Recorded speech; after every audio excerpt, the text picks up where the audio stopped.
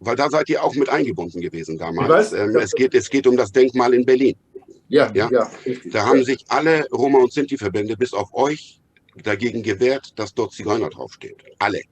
Ja, Selbst die verfeindeten Verbände haben sich verbündet, ja, um zu sagen, ja, wenn ihr da richtig. Zigeuner raufschreibt, dann wollen wir das nicht. Ja, richtig. Und nur ihr wolltet das so, weil ihr argumentiert habt, wenn da nicht Zigeuner draufsteht, dann werden andere Zigeunervölker diskriminiert. Diskriminiert, ja. So, Deswegen, dem kann ich nicht folgen. ja, Und letztendlich ist es jetzt auch anders gekommen, nachdem das 10 Jahre wegen dieser Diskussion blockiert wurde. Und im ja, Laufe dieser 10 Jahre so viele Überlebende gestorben sind, die das gerne noch gesehen hätten, eingeweiht. ja, So, das ist richtig, ja.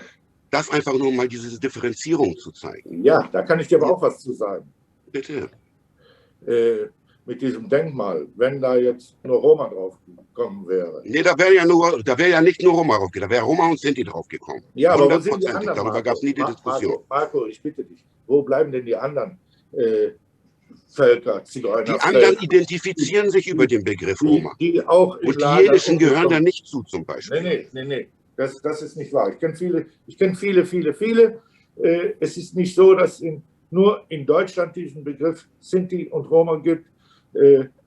Es gibt in Holland, in Belgien, in Frankreich, in Spanien, es gibt bis nach Russland, bis nach Australien, Amerika, gibt es Sinti, die sich Sinti nennen. Wenn man sagt, nur im deutschsprachigen Raum wird von Sinti gesprochen, das ist falsch. Das ist einfach falsch. Das sehe ich anders. Ach, Aber hier, lass uns doch nicht über sowas diskutieren. Wir reden über den Begriff Zigeuner. Ne? Ja, Miteinander streiten. richtig. Und dann sind die Zigeuner wieder die Doofen. Guck mal, die kriegen nichts auf die Reihe. Ja. Die wissen ja selber nicht, wie sie sich nennen sollen. Eben, Und das ist die Gefahr mit eurer Argumentation. Nein.